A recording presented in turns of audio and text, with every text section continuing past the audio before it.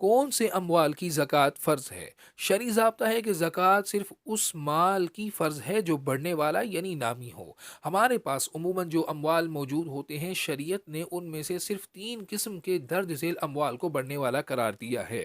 Number ایک، نقدی یعنی کیش بشمول پرائز بانڈ، چیک وغیرہ۔ نمبر دو، سونا اور چاندی، خواہ وہ کسی بھی حیت و صورت میں ہوں، زیر استعمال ہوں یا فروخت کے لیے یا ویسے محفوظ کر رکھے ہوں۔ ارشاد ربانی ہے، والذین یکنزون الذهب والفضة ولا ينفقونها في سبیل اللہ فبشرهم بعذاب علیم۔ وہ لوگ جو سونا اور چاندی جمع کر رکھتے ہیں اور اسے اللہ کی راہ میں خرچ نہیں کرتے، انہیں دردناک عذاب کی خوشخبری سنا دیجیے۔ نمبر تین، وہ چیز یعنی سامان، اشیاء، پراپرٹی جسے تجارت یعنی ٹریڈنگ کے لیے خریدا ہو۔ سیدنا سمورہ بن جندب رضی اللہ تعالیٰ عنہ نے فرمایا، اما بعد فإن رسول اللہ صلی اللہ علیہ وسلم كان يأمرنا ان نخرج الصدقة من الذي نعد للبيع، یعنی رسول اللہ صلی اللہ علیہ وسلم ہمیں تجارت کے لیے مہیا کی گئی اشیاء کی زکوٰۃ ادا کرنے کا حکم فرماتے۔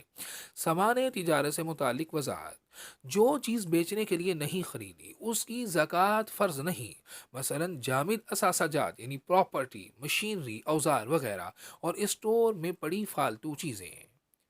جس چیز کو خریدتے وقت بیچنے کی نیت نہیں تھی، بعد میں بیچنے کا ارادہ کیا تو فروخت کرنے سے پہلے اس کی زکوٰۃ لازم نہیں۔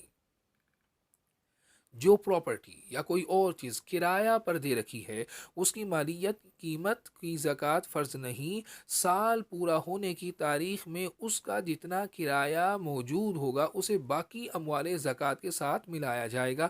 نصاب مکمل ہونے کی صورت میں سب کی زکوٰۃ لازم ہے۔ یاد رہے، سال کا اکثر حصہ بغیر اخراجات کے چرنے والے جانوروں یعنی سائمہ کی زکوٰۃ اور زمین کی پیداوار کے عشر کے مسائل اس گفتگو میں ذکر نہیں کیے گئے۔ ان کے مسائل بہار شریعت وغیرہ فقہی کتب سے ملاحظہ کیے جائیں۔